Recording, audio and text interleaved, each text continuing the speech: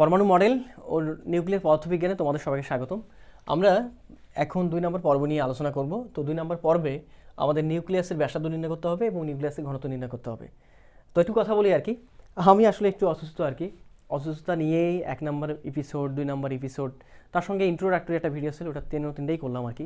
প্রচুর অসুস্থ, আমি আশা করি তোমরা বুঝতে পারছো এই বিষয়গুলো। ওকে, তো একটু দোয়া করিও আমার জন্য আর কি। তো এখন পর্ব 2টা আমরা একটু দেখব। পর্ব 2-এ যা কিছু আলোচনা করব সবগুলো হবে আমাদের নিউক্লিয়াস নিয়ে। আগেরবার আমরা নিউক্লিয়াস প্লাস ইলেকট্রনকে নিয়ে কাজ করছিলাম, এখন যে কাজটা করতে হবে সেটা হচ্ছে নিউক্লিয়াসকে শুধুমাত্র নিয়ে।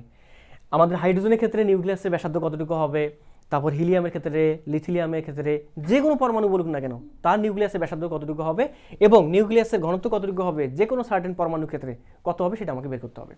তো আমরা স্টেপ বাই স্টেপ একটু ভালোভাবে বুঝে সুঝে আমরা নিউক্লিয়াসের ব্যাসার্ধটা নির্ণয় করে ফেলি। আচ্ছা, তার আগে তোমরা একটা আমাকে কথা বলো, কীরকম তোমাদের একটা বিষয় মাথায় রাখতে হবে, যে একটা কথা নোট ডাউন করে নিবা সুন্দর হবে, এটা খুব বেশি ইম্পর্টেন্ট।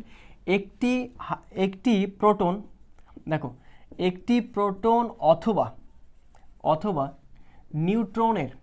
নিউট্রনের ব্যাসার্ধ যদি কণিকা হয়, প্রোটন এবং নিউট্রন তো কণিকা, তার মানে অবশ্যই তাদের একটা ব্যাসার্ধ থাকবে। এখন নিউটন এবং প্রোটনের যে ব্যাসার্ধ, সেই ব্যাসার্ধকে আমি বললাম আর নট, এবং আর নটের যে মানটা, সেই মানটা হয় আমাদের 1.2 ফেমটোমিটার। অনেক সময় এটাকে বলা হয় ফার্মি মিটার, ফেমটো অথবা ফার্মি। তো তোমরা জানো ফেমটো মানে 1 ফেমটোমিটার মানে হচ্ছে আমাদের 1 ফেমটোমিটার হচ্ছে 10⁻15 মিটার, তার মানে 1.2 × 10⁻⁻15 এত কি বলতো মিটার। ফেমটোমিটার থেকে মিটারে কনভার্ট করলাম, এটা কি বলতো আর নট। এবং আর নট যেটা, সেটা কিন্তু আমাদের একটা ব্যাসার্ধ, কার ব্যাসার্ধ? প্রোটন অথবা কি বলতো নিউটনের। এখন তোমরা আমাকে বলো তো, যদি কোনো নিউক্লিয়াসে, কথা বুঝিও, যদি কোনো নিউক্লিয়াসে একটা প্রোটন থাকে তখন তার ব্যাসার্ধের মান কত হবে? ওই নিউক্লিয়াসের ব্যাসার্ধ কত হবে? একটা নিউক্লিয়াসে একটাই মাত্র প্রোটন আছে, নিউটন নাই, তখন আমাদের ব্যাসার্ধ হবে এইটা। যখন একটা প্রোটন একটা নিউটন থাকবে, তার মানে কয়টা পার্টিকেল আছে? 2টা। একটার জন্য ব্যাসার্ধ যদি এইটা হয়, তাহলে 2টার জন্য ব্যাসার্ধ কত হবে? এর 2 গুণ। 3টে থাকলে এর 3 গুণ, 4টা থাকলে 4 গুণ, 5টা থাকলে 5 গুণ। এই তো। তাহলে এখন তোমরা আমাকে বলো তো, সাপোজ আমরা এখানে একটা হাইড্রোজেনকে কল্পনা করলাম, হাইড্রোজেন 1 তাই না? হাইড্রোজেনের প্রোটন সংখ্যা হচ্ছে আমাদের একটা, নিউট্রন সংখ্যা কটা? 0টা। তার মানে আমি কি বুঝতে পারতেছি না, হাইড্রোজেনের ক্ষেত্রে আমাদের এখানে প্রোটন সংখ্যা প্লাস নিউট্রন সংখ্যাকে বলি আমরা নিউক্লিয়ন সংখ্যা, আর নিউক্লিয়ন সংখ্যাকে আমরা প্রকাশ করতেছি কি দ্বারা? এ দ্বারা। তাহলে এ সমান এখানে কয়টা? 1। এবং একটা যেটা, সেটা হচ্ছে আমাদের একটা শুধুমাত্র প্রোটন। কয়টা প্রোটন? একটা প্রোটন। তার মানে হাইড্রোজেনের যে নিউক্লিয়াসটা থাকবে, সেই নিউক্লিয়াসের যে ব্যাসার্ধটা থাকবে, সেই ব্যাসার্ধটা হবে আমাদের একটা প্রোটনের কি বলতো ব্যাসার্ধের সমান। এবং একটা প্রোটনের ব্যাসার্ধ হচ্ছে আমাদের এই যে জানা আছে, এই তো এতটুকুই। আচ্ছা, এবার তোমরা আমাকে বলো তো, যখন নিউক্লিয়ন সংখ্যা আমি একটা পাচ্ছি, এখানে লিখে দিই, একটি নিউক্লিয়ন বলতে এই যে প্রোটন প্লাস নিউট্রন, নিউক্লিয়াস। ওকে, একটি নিউক্লিয়নের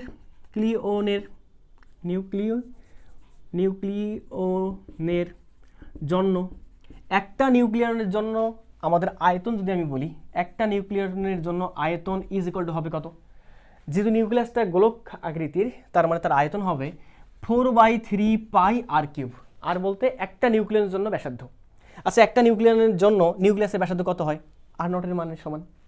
একটা নিউক্লিয়ন মানে সে একটা নিউক্লিয়ন বলতে বোঝাচ্ছে সেটা হয় একটা প্রোটন নতুবা একটা নিউট্রন, তার মানে একটা প্রোটনে ধরে নিলাম, তাহলে তার মানটা হবে আমাদের এখানে আর নট, তারপর কি বলতো কিউব, তাই না? এখন আমি বললাম অতএব আমাদের হাইড্রোজেন বাদে, এটা তো আমাদের হাইড্রোজেনের কথা গেল, এখন হাইড্রোজেন ব্যতীত অন্য কোনো ক্ষেত্রে যদি আমাকে বের করতে বলে, তখন আমি বলতে পারবো না যে আমাদের এখানে হাইড্রোজেনের ক্ষেত্রে নিউক্লিয়ন সংখ্যা ছিল একটা, অন্য কোনো পদার্থের ক্ষেত্রে বা পরমাণুর ক্ষেত্রে নিউক্লিয়ন সংখ্যা মনে করলাম আমি এটা। যেমন কি ব্যাপারটা বুঝতে পারছো? কয়টা নিউক্লিয়ন? এটা। যেমন সোডিয়ামের ক্ষেত্রে নিউক্লিয়ন সংখ্যা কটা হবে? 23টা। কটা হবে আমাদের? 23টা। তাহলে এই যে র্যান্ডমলি দিয়ে দিলাম এটা, তার মানে তুমি সোডিয়ামের জন্য বের করতে পারবো ম্যাগনেসিয়াম, অ্যালুমিনিয়াম, যা মন চাবে তাই। তাহলে এটি নিউক্লিয়নের জন্য আয়তন হবে আমাদের 4/3πr⁻³ তার সঙ্গে একটা কি গুণ হবে? তাই তো? হ্যাঁ তাই। এখন আমি মনে করলাম আমি যে পরমাণুটাকে খেয়াল করে দেখো, আমি একটা এই হাইড্রোজেনকে আপাতত বাদ দেই, আমি কি করছি, আমি এই যে পরমাণুটা আছে, এই পরমাণুটা আমাদের কাছে অজ্ঞাত একটা পরমাণু, এই পরমাণু আমি ব্যাসার্ধ ধরছি আমাদের আর, ক্যাপিটাল আর, এটা বের করতে হবে, এবং যার ভর সংখ্যা বা নিউক্লিয়ন সংখ্যা হচ্ছে আমাদের এ। নিউক্লিয়ন সংখ্যা কি? এ।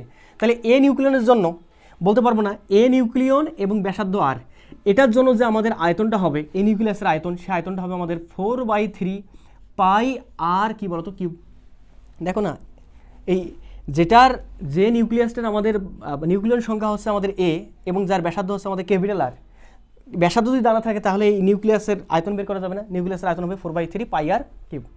এখন এই নিউক্লিয়াসের নিউক্লিয়ন সংখ্যা কত? এ। আচ্ছা, আমরা তো বের করে রাখছি একটু আগে যে এটি নিউক্লিয়নের জন্য আয়তন হবে আমাদের এইটা। তার মানে এই আয়তন যে কথা আর এই আয়তন কি কথা? একই কথা, একদম সিম্পল। আরে বাবা, ব্যাপারটা বোঝো নাই। তুমি 100টা পানির ফোঁটা টপ টপ টপ টপ করে জমাইছো, জমার পরে একটা বড় ফোঁটা করছো, তাহলে 100টা পানির ফোঁটার আলাদা আলাদা আয়তনের সমষ্টি যা হবে, একটা বড় ফোঁটার আয়তনের সমষ্টি কেমন হবে, আয়তনের সমষ্টি কেমন হবে? সমান। সেটাই আমি বলতেছি। এই যে টোটালটার আয়তন যত হবে, এ সংখ্যক, এই যে এ সংখ্যক নিউক্লিয়নের তোমার নিউক্লিয়াসের আয়তনটা কত হবে তত হবে। তার মানে আমি বুঝতে পারতেছি এত ইজ ইকুয়াল টু এইটা, তার মানে সত্য মতে এইটা ইজ ইকুয়াল টু এইটা বলতে 4/3 পাই আর নট, তারপর কি বলতো কিউব। 4/3 ক্যান্সেল আউট, থাকতেছে এখান থেকে আর কিউব ইজ ইকুয়াল টু, এখানে আমাদের কি থাকতেছে, ও সরি এখানে একটা এ লেখা হয়নি, সেই আমাদের এটা, তাই না? হ্যাঁ, r cube is equal to r not cube into কি বলতো এ। এখান থেকে আমাদের দরকার ছিল আর এর মানটা বের করা, আরটাই হচ্ছে আমাদের নিউক্লিয়াসের ব্যাসার্ধ। তাহলে এখান থেকে আমি যদি এক কাজ করি, উভয় পাশে 1/3 দ্বারা গুণ করি, এখানেও 1/3 দ্বারা গুণ করলাম, এখানেও আমি 1/3 দ্বারা কী করলাম, গুণ করলাম। তাহলে আমি বলতে পারবো না এই 1/3 আর এই 3 ক্যান্সেল আউট হয়ে যাবে, কারণ গুণ অবস্থা আছে। এটা ক্যান্সেল আউট হয়ে যাবে, থাকবে আমাদের এখান থেকে r is equal to r not a to the power কি 3 1/3। তাহলে এইটা হচ্ছে আমাদের নিউক্লিয়াসের ব্যাসার্ধ। তাহলে নিউক্লিয়াসের কোনো পরমাণু নিউক্লিয়াসের ব্যাসার্ধ যেটা হবে তার ফর্মুলা হচ্ছে আমাদের আর ইজ ইকুয়াল টু কি হচ্ছে আর not a to the power কি 1/3। এইটা হচ্ছে আমাদের নিউক্লিয়াসের ব্যাসার্ধ নির্ণয়ের ফর্মুলা। দেখো ব্যাপারটা, যদি একটা স্ক্রিনশট ওঠাই নিতে চাও তাহলে নিতে পারো। কমপ্লিট? ওকে, নাও কমপ্লিট। হ্যাঁ কমপ্লিট। এখন যদি আমাকে বলা হয় যে সোডিয়ামের নিউক্লিয়াসের ব্যাসার্ধ বের করেন, তো পারবো কিনা? হ্যাঁ, ভর জানা থাকা লাগবে। ভর বলতে নিউক্লিয়ন সংখ্যা। সোডিয়ামে হচ্ছে আমাদের ভর সংখ্যা 23, নিউক্লিয়ন সংখ্যা হবে 23। তার মানে সোডিয়ামের ক্ষেত্রে ব্যাসার্ধ r of sodium is equal to হবে আমাদের আর নট বলতে 1.2 ইন্টু 10⁻⁻15 ইন্টু এ বলতে হচ্ছে আমাদের 23 উপর পাওয়ার কত হবে 1/3। ক্যালকুলেটর চাপলে যে অ্যান্সারটা পাবা সেই অ্যান্সারটা হচ্ছে আমাদের কাঙ্ক্ষিত অ্যান্সার। নিউক্লিয়াসের ব্যাসার্ধ এত। কি একদম সিম্পল, কিছুই না, জাস্ট ফিল নিতে হবে ভাই। ফিল ছাড়া জগৎ অচল, ফিজিক্স অচল, ম্যাথমেটিক্স অচল। তুমি যদি ফিলিংস না নিয়ে আসতে পারো তাহলে হবে না। দেখো একটা উদাহরণ দিই, আমি তোমাদের তো ভাবি থেরাপি দেইনি এখনো, তোমাদের ভাবি থেরাপি দেবো, ভাবি থেরাপি দিয়ে তোমাদের ফিজিক্স পড়াবো।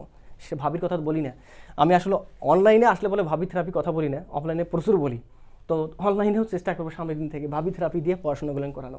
একটু অসুস্থ, ভাবি থেরাপি আসতেছে না, যখন সুস্থ হবে ইনশাল্লাহ ভাবি থেরাপি আসবে, দোয়া করিও। আচ্ছা, এবার আমরা চলে আসি। দেখো মানে অনেক বিষয়, এই বিষয়গুলো অনেক মজার এবং অনেক ইন্টারেস্টিং। আমাদের জাস্ট বুঝতে হবে আর সামনের দিকে আগাইতে হবে, তো আমরা নিউক্লিয়াসের ব্যাসার্ধ কিন্তু নির্ণয় করে ফেলছি। এবার আমাদের যে কাজটা সেটা হচ্ছে নিউক্লিয়াসের ঘনত্ব নির্ণয়। কি নির্ণয়? নিউক্লিয়াসের ঘনত্ব নির্ণয়। আচ্ছা দেখি তো নিউক্লিয়াসের ঘনত্ব নির্ণয় করা যায় কিনা। আমরা জানি ঘনত্ব রো ইজ ইকুয়াল টু হচ্ছে আমাদের m/v, তাই না? হ্যাঁ তাই। যেখানে খেয়াল করে দেখো, রো বলতে নিউক্লিয়াসের ঘনত্ব, এম বলতে নিউক্লিয়াসে যতটা পার্টিকেল আছে তার ভর। এখন যদি আমি হাইড্রোজেনের ক্ষেত্রে কল্পনা করি, আগে আদর্শ হিসাবে হাইড্রোজেনকে ধরি না। হাইড্রোজেন, অনেকে বলবো ভাই হাইড্রোজেনের উপর আপনার কী লাগলো, এত চাপাচাপি করার দরকার কি? আরে ওটা ঘড়ি করি না, তারপর বাদ বাকি গেলেন করবো। হাইড্রোজেন বলতে 1 আমি বুঝতে পারতেছি না হাইড্রোজেন আমাদের এখানে প্রোটন সংখ্যা হচ্ছে আমাদের 1টা, নিউট্রন সংখ্যা 0টা, বাস নিউক্লিয়াস নিয়ে কাজ করতেছি। তাহলে এখানে যে ভরটা হবে সে ভরটা হবে আমাদের কার ভর? প্রোটনের ভর। কার ভর বলতো? প্রোটনের ভর। এই যে এমটা প্রোটনের ভর, একটা তো প্রোটন আছে। কয়টা প্রোটন আছে হাইড্রোজেনের ক্ষেত্রে? একটা। তার মানে এখানে 1 ইন্টু এম। আর ভি বলতে তুমি জানতেছো আয়তন বলতে 4/3 পাই আর নট। তুমি জানো হাইড্রোজেনের ক্ষেত্রে একটা প্রোটন আছে, আর প্রোটনের তুমি ব্যাসার্ধ জানো। আর হাইড্রোজেনের ক্ষেত্রে প্রোটনের ব্যাসার্ধ যা, ওই নিউক্লিয়াসের ব্যাসার্ধ আবার কি তাই, এই জন্য আমি আর নট লিখছি। সমস্যা আছে না? এখন যদি এমনটা এমনটা হয়ে যায় হাইড্রোজেন ব্যতীত অন্য কোনো পরমাণু থাকে, সেক্ষেত্রে অবশ্যই এর একটা থাকবে না, সেখানে অবশ্যই নিউক্লিয়ন সংখ্যা থাকবে আমাদের কত সংখ্যক? এ সংখ্যক। তাহলে আমি এখানে নিউক্লিয়ন সংখ্যক দিলাম আমি এ, তখন আমাদের আরটা আর নটটা আর থাকবে না, তখন আর নটটা হয়ে যাবে আমাদের কি? ক্যাপিটাল আর, এবং তার উপর কি হবে? কিউব। আয়তন 4/3 পাই আর কিউব। আমি আর নটের উপর কিউব দিয়ে নিই মনে হয়। ওকে, এখন দিলাম, ঠিক আছে, বুঝে নিও। তাহলে এখান থেকে আমাদের rho is equal to a M divided by 4/3 pi তো থাকলো, আর বলতে ওই যে বের করে রাখছো তুমি, দেখছো এই যে তুমি আর বড় বের করে রাখছো, বসায় দাও মানটা। দেখো কত সংখ্যক পরমাণু ক্ষেত্রে, মানে কত সংখ্যক নিউক্লিয়নের ক্ষেত্রে? এ সংখ্যক নিউক্লিয়নের ক্ষেত্রে, ওই যে এ। তার মানে এখানে আর এর বদল বসাবো আমি আর নট, এখানে এ টু দি পাওয়ার কত 1/3 কিউব আছে, তার মানে এই পুরোটার উপর একটা কী হবে, কিউব হবে। তাহলে এবার আমাদের রো যেটা আসতেছে, রো আসতেছে আমাদের এ এম ডিভাইডেড বাই, আচ্ছা এখানে 3টা ভাগ আছে, উপরে গেলে কী হবে, গুণ হবে, 3am ডিভাইড বাই 4 পাই, আচ্ছা এই 1/3 এই আর নটের সঙ্গে চলে আসবে, আর নট ইন্টু 1/3, আর এই খেয়াল করে দেখো তো, সরি 1/3 কেন, এখানে কিউব আছে, ইস মাথা গরম হয়ে গেছে, এখানে শুধু হবে কি কিউব, তাই না, এখানে 1/3 ছিল না তো, শুধুমাত্র কিউব ছিল, সেই কিউবটা দিলাম। তাহলে এখানে আমাদের হবে এই কিউব এই আর নটের সঙ্গে থাকলো, আর এই কিউব আর এই 1/3 ক্যান্সেল আউট হয়ে গেলে শুধুমাত্র কি থাকে, একটা এ থাকে। আমি কি বুঝতে পারতেছি না, এটাও আমাদের নিউক্লিয়ন সংখ্যা, এটাও আমাদের কি সংখ্যা, নিউক্লিয়ন সংখ্যা, ক্যান্সেল আউট হয়ে গেলে এখন থাকতেছে যেটা, সেটা থাকতেছে আমাদের রো ইজ ইকুয়াল টু, বা ঘনত্ব is equal to 3m divided by 4 pi R nought, তার উপর কী বলতো, আর নট তার উপর কী বলতো, কিউব।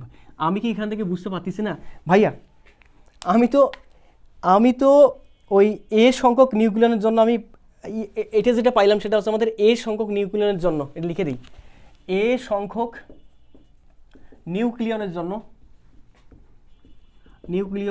জন্য কি বলতো, ঘনত্ব, কার ঘনত্ব, নিউক্লিয়াসের ঘনত্ব। আচ্ছা তুমি কি খেয়াল করছো, আমাদের এ সংখ্যক নিউক্লিয়নের জন্য ঘনত্ব হচ্ছে আমাদের কত, এইটা।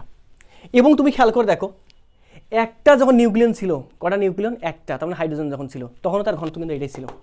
কই, যখন একটার কথা তুমি বলছো, একটার ক্ষেত্রে তুমি একটু কল্পনা করো, রো সমান হচ্ছে আমাদের m/v, তোমাকে বলছিলাম একটার ক্ষেত্রে m এর মান mই থাকবে, কারণ একটা সামনে 1, ভি বলতে 4/3 পাই আর নট কিউব।